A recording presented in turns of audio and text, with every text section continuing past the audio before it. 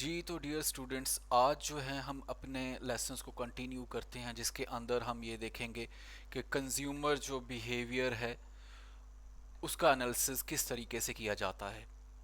की जो कंसेप्ट्स हैं इस एनालिसिस में जो आज हम देखेंगे वो इकोनॉमिक फ्रेमवर्क के एजम्पशंस क्या हैं कंजम्पशन को लेकर, रैशनैलिटी और इग्नोरेंस का फ़र्क क्या है, कार्डिनल यूटिलिटी अप्रोच क्या है, law of diminishing marginal utility हमें क्या बताती है और द इक्वी मार्जिनल प्रिंसिपल क्या स्टेट करता है।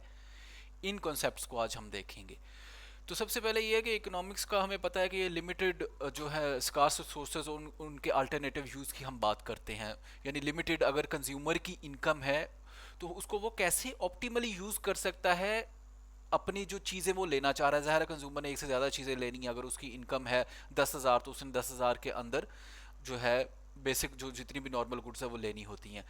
इसके अंदर अजम्पशन हैं हमारे कि एजेंट्स जो हैं वो रैशनल हैं, वो अपॉर्चुनिटी जो कॉस्ट का एक हमने कंसेप्ट देखा था कि एक चीज़ छोड़ेंगे और एक ऑप्ट करेंगे तो जो छोड़ी है वो हमारी अपॉर्चुनिटी कास्ट है। वो टाइम भी हो सकता है, एफर्ट भी हो सकता है। इस चीज़ को वो जानते हैं, वो ऑप्टिमाइज़ करते हैं मार्केट प्राइसेस के थ्रू। सप्लाई डिमांड जो है इक्वेट करती है, प्राइसेस के थ्रू मार्केट क्लियर होती है। और इकोनॉमिक एजेंट हमारे मार्जिनल बेनिफिट को और मार्जिनल कॉस्ट को किसी भी कंजम्पशन या प्रोडक्शन को देखते हैं, और जहाँ पे वो इक्वेट होता है वहाँ पे हम कहते हैं कि इनकी सेटिस्फेक्शन जो है कंज्यूमर की वो मैक्सिमम है। इसी तरीके से हम जो एनालिसिस कर रहे होते हैं, अब रियलिटी में तो हम जो यूटिलिटी अभी देखने जा रहे हैं वो ऑब्जर्वेबल नहीं होती। तो हम क्या करते हैं, हमें कैसे पता चलता है कंज्यूमर को यूटिलिटी मिल रही है। वो जो डिमांड करते हैं चीज़ें, मिसाल तौर पे मैं एक प्रोडक्ट ले रहा हूँ किसी भी, फॉर एग्जांपल एक पर्टिकुलर ब्रांड की प्रोडक्ट ले रहा हूँ, तो मुझे उससे ज़्यादा यूटिलिटी मिल रही है इसलिए मैं वो ले रहा हूँ। यानी वो डिमांड के जो स्टैट्स हैं उनसे हम उनके यूटिलिटी की प्रेफरेंस को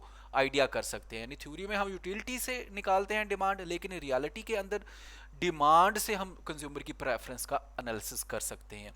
और जैसे कि मैंने कहा कि there is a trade off होता है, अपॉर्चुनिटी जो भी अपॉर्चुनिटी कॉस्ट अवेलेबल होती है उनके दरम्यान ट्रेड ऑफ होता है कि अगर आप सोना चाह रहे हैं, किताब लेना चाह रहे हैं, पढ़ना चाह रहे हैं, खेलना चाह रहे हैं, कोई भी चीज़ आप करना चाह रहे हैं, तो वो आप जो फॉरगॉन कर देंगे उसको कहेंगे वो उस डिसीजन की इकोनॉमिक कास्ट है। प्रोड्यूसर साइड पे भी ऐसा ही है, लेकिन आज हम कंजम्पशन साइड को देख रहे हैं। अच्छा, जब हम आगे चलते हैं तो दो और कंसेप्ट आ जाते हैं, तीन एक्चुअली बेसिकली कंसेप्ट है। एक ये कि रैशनैलिटी क्या है। रैशनैलिटी तो हमें ये पता है कि ये एक किस्म का आप एंटीसिपेट करते हैं चेंजेस को, सोच समझ के अवेलेबल इंफॉर्मेशन जो है उनको यूज करते हैं ताकि आप ऑप्टिमल डिसीजन कर सकें। इग्नोरेंस इसका ऑपोजिट है कि आप के पास जो है जितनी भी अनसर्टेनिटी हो, लेकिन आपके पास जितनी भी जो उनमें से जो भी इंफॉर्मेशन निकले उनको आपने यूज करते हुए अनसर्टेनिटी के अंदर जो है डिसीजन मेकिंग करनी है। लेकिन इसी तरीके से एक और कंसेप्ट भी आ जाता है, उसको कहते हैं रैशनल इग्नोरेंस। रैशनल इग्नोरेंस ये है, इग्नोरेंस ये है कि हमारे पास इंफॉर्मेशन नहीं है, अनसर्टेनिटी है सम एक्सटेंट। लेकिन रैशनल इग्नोरेंस में आपके पास इंफॉर्मेशन तो अवेलेबल होती है, लेकिन उसको हासिल करने की प्राइस जो है, कॉस्ट जो है वो ज्यादा होती है, और उसका जो बेनिफिट है मार्जिनल वो कम होता है। तो इकोनॉमिक एजेंट्स क्या करते हैं, जानबूझ के उसको ऑप्ट ही नहीं करते, क्योंकि वो इन्फॉर्मेशन लेना उनको महंगा पड़ता है किसी भी मामले में, किसी डिसीजन में। तो वो फिर उसको नहीं ऑप्ट करते इन्फॉर्मेशन को, तो उसको कहते हैं रैशनल इग्नोरेंस। यानी इग्नोरेंस के अंदर क्या है, अनसर्टेनिटी होती है, लेकिन रैशनल इग्नोरेंस में अनसर्टेनिटी नहीं होती, इन्फॉर्मेशन होती है लेकिन उसकी प्राइस ज्यादा होती है, कॉस्ट ज्यादा होती है, बेनिफिट कम होता है, तो इसलिए वो जानबूझ के इग्नोर कर देते हैं। तो ये एक किस्म का इन दोनों का कह ले मिक्सचर जो है उसका कंसेप्ट है कि कुछ डिसीजन मेकिंग में रैशनल इग्नोरेंस भी करनी पड़ती है, क्योंकि आप इतना जाके मार्केट घूम के और घूम फिर के इतना आप नहीं कर सकते परचेजिंग, तो उस वजह से इंफॉर्मेशन आप अवेलेबल है लेकिन आपकी ट्रांजैक्शन कॉस्ट, ट्रांसपोर्टेशन कॉस्ट ज़्यादा आ सकती है, जिस वजह से आप इसको इग्नोर करते हैं। तो ये तीन तरह के कंसेप्ट है। हमने क्या अज्यूम किया है, कंज्यूमर रैशनल है और रैशनल इग्नोरेंस भी नहीं है, और इग्नोरेंस अगर है तो उसके अंदर भी वो रैशनलिज्म को यूज़ करता है। ठीक है, तो इसके अलावा फर्दर ये भी है कि हमें ये पता है कि डिसीजन मेकिंग में अजम्पशन हम रैशनैलिटी का ही ले रहे हैं, लेकिन ये बाउंडेड रैशनैलिटी होती है। बाउंडेड ये है कि हम ये कह रहे हैं कि वो अपने सेल्फ इंटरेस्ट में काम करेगा, लेकिन रियलिटी में लोग जो हैं मतलब जो डोनेशंस भी कर रहे होते हैं, लोगों को फ्री में चीज़ें भी बांट रहे होते हैं, तो वो बाउंडेड रैशनैलिटी इस कंसेप्ट में कि लोग जानबूझ के भी ऐसे डिसीजन करते हैं जो रैशनल नहीं होते, इस हिसाब से वो बाउंडेड रैशनैलिटी है। उसके फैक्टर बहुत सारे हो सकते हैं, वो नेकी का भी मकसद हो सकता है, सुस्ती भी हो सकती है। इसके साथ साथ मैंने बताया कि रिस्क और अनसर्टेनिटी भी होती है, तो उसमें भी आप जो है सही डिसीजन मेकिंग नहीं कर सकते। और इमोशनल इन्फ्लुएंस भी होता है, सोशल इन्फ्लुएंस भी होता है आपके अंदर, यानी ये वो फैक्टर है जो हमारे एजम्पशन ऑफ रियलिटी को किसी हद तक इफेक्ट करते हैं कि आपका मूड नहीं हो रहा है, इमोशन या आपकी सोसाइटी उस तरह की आपको वो डिसीजन नहीं लेने दे रही है जो कि ऑप्टिमल है किसी चीज़ को इस्तेमाल करना, तो ये सारे उसको इफेक्ट करते हैं। लेकिन हम अज्यूम क्या कर रहे हैं रैशनैलिटी को कि ये चीज़ें नहीं है, लेकिन रियलिटी में ये चीज़ें होती हैं।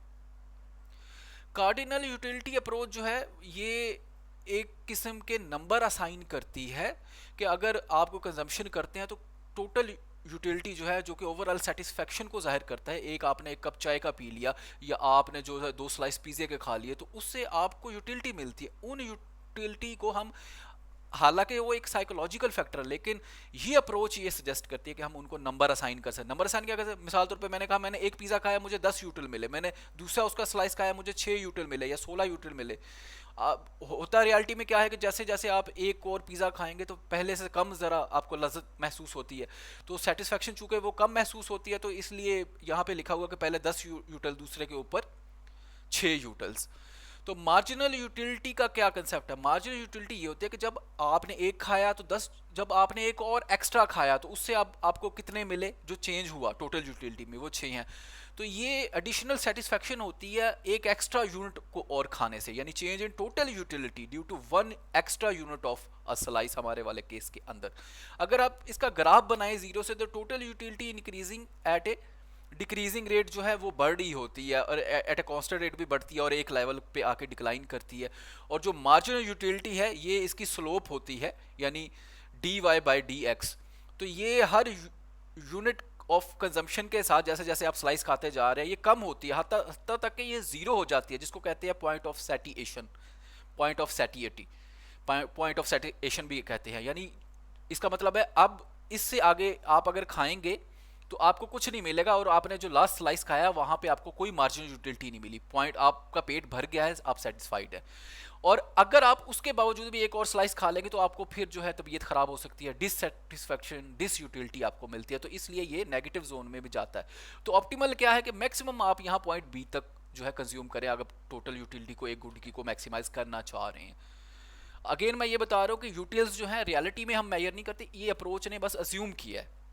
और एनालिसिस कैसे किया जाता है? डिमांड कर्व को देखकर। हमें पता है कि हमारा डिमांड का कर्व जो है नेगेटिव स्लोप होता है, तो ये आप देख सकते हैं, ये क्योंकि मार्जिनल यूटिलिटी जो है ये नेगेटिव स्लोप होती है, तो इसलिए हमारा डिमांड कर्व भी जो है नेगेटिव स्लोप होता है कि आप जो है अगर कंजम्पशन बढ़ाना चाहते हैं तो अगर वो सस्ती मिलेगी तो आप चीज़ लेंगे। ये क्यों होता है?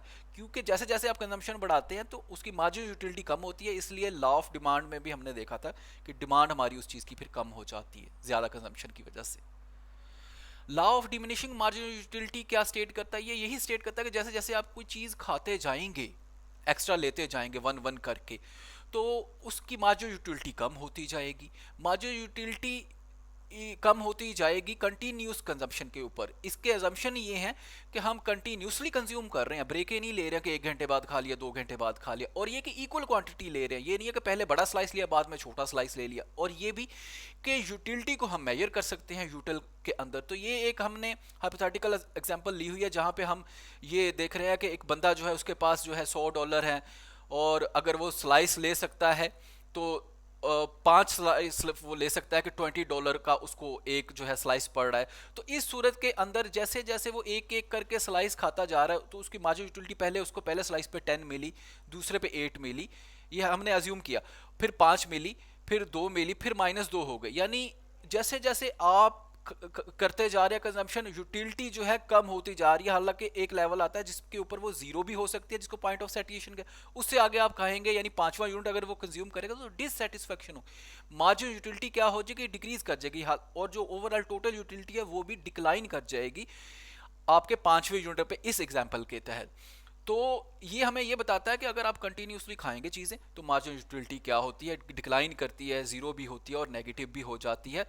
तो हमने डिसीजन कहाँ तक करना है जहाँ पे मैक्सिमम मार्जिनल यूटिलिटी जीरो हो जाए, और यहाँ पे हम देख सकते हैं कि टोटल यूटिलिटी उसके उस पॉइंट के ऊपर मैक्सिमम है। इससे आगे अगर वो 5वां स्लाइस भी खा लेगा तो वो इंडिविजुअल जो है उसकी तबीयत ख़राब हो जाएगी, वोमिटिंग स्टार्ट हो सकती है।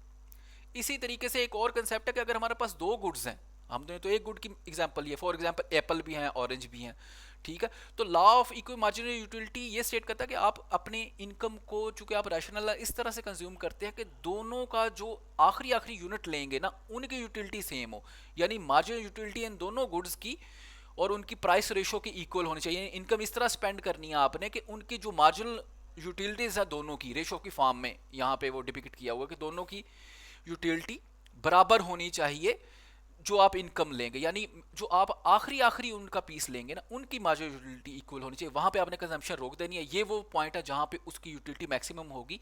किस केस में? जहां पे आप दो चीजें एज्यूम कर रहे हैं। लास्ट में जो हमने देखा उसमें एक चीज की हम बात कर रहे थे, यहाँ पे एप्पल ऑरेंज दो प्रोडक्ट्स हैं। तो कंज्यूमर क्या करेगा? इस तरीके से पैसे अपने एक्सपेंडिचर को वो स्पेंड करेगा कि लास्ट जो आपने कंज्यूम करना है यूनिट, उन दोनों की जो मार्जिनल यूटिलिटी है वो बराबर होनी चाहिए। यहाँ पे हमने एक एग्जांपल दिया कि $10 हैं उसके पास एप्पल ऑरेंज के लिए, और मार्जिनल यूटिलिटी पहले एप्पल की 10 यूटिल है और उसका वो $1 का आ रहा है, और मार्जिनल यूटिलिटी ऑरेंज की 15 यूटिल है और वो 1.5 का आ रहा है। तो अगर वो सेटिस्फैक्ट मैक्सिमाइज करना चाह रहा है सेटिस्फेक्शन को, तो वो क्या करेगा कि 10 जो है एप्पल ले लेगा यूटिल पर $1, जो कि 10 यूटिल उसको पर डॉलर के हिसाब से, और ऑरेंज जो है 15 यूटिल पर $1.5 के हिसाब से। तो इन दोनों को हमने इस तरीके से कि आखिरी आखिरी जो उनका यूनिट है वो एक जैसी यूटिलिटी उनको दे, इस तरीके से हमने उनको जो है असाइन करना है इस रेशो के तहत। चूंकि यहाँ पे वो न्यूमेरिकल वैल्यू नहीं है, टेबल नहीं है, तो इस वजह से यहाँ पे वो इन दोनों का आखिरी यूनिट नहीं आ रहा। लेकिन ये ग्राफ के अंदर हम देख सकते हैं कि हमने ऐसा कंज्यूम करना है कि इससे जो यूटिलिटी हम कम करेंगे, यानी इसकी कंजम्पशन को कम करके वो ऑरेंज की को वो एप्पल से हमें हासिल हो रही होगी, लेकिन वो इस तरीके से होगी कि आखिरी जो आपने इनका यूनिट खाना है वो दोनों बराबर होगी। अच्छा, ये है हाइपोथेटिकल, समझाने के लिए है। ये जो कार्डिनल अप्रोच है ये अब आउटडेटेड है, और जो नेक्स्ट हम लेसन्स में देखेंगे अप्रोच वो ऑर्डिनल अप्रोच है। और अल्टीमेटली रियलिटी के अंदर जो हम एनालिसिस करते हैं वो हम एनालिसिस करते हैं कंज्यूमर की डिमांड को देख के, यानी लॉ ऑफ डिमांड, क्योंकि डिमांड कर्व जो है मेजर होता है। तो ये एक्स पोस्ट और एक्स एंट एनालिसिस है, और इनका डिफरेंस यही होता है कि एक्स एंट एनालिसिस के अंदर हम एंटीसिपेट करते हैं चीज़ों को, जबकि एक्स पोस्ट एनालिसिस क्या होता है कि वहाँ पे डाटा अवेलेबल होता है। जैसे आपने किसी चीज़ की डिमांड कर ली है, उसका डाटा प्राइसेस अवेलेबल है, तो अगर हम उसका एनालिसिस करते हैं तो उसको कहते हैं एक्स पोस्ट एनालिसिस। हम ये जो अप्रोच लेके चले ये किस्म का एक्स एंट एनालिसिस है, यानी अभी उन्होंने कंज्यूम किया नहीं है, लेकिन जब आप डिमांड को देखेंगे तो फिर हमें उसकी प्रेफरेंस का आइडिया हो जाता है। जैसे मैंने कहा कि मार्जिनल यूटिलिटी अगर डिक्लाइनिंग है तो वहीं से डिराइव होता है हमारा डिमांड कर्व, जो कि नेगेटिव स्लोप होता है। थैंक यू सो मच आज के लेक्चर के लिए, और इंशाल्लाह हम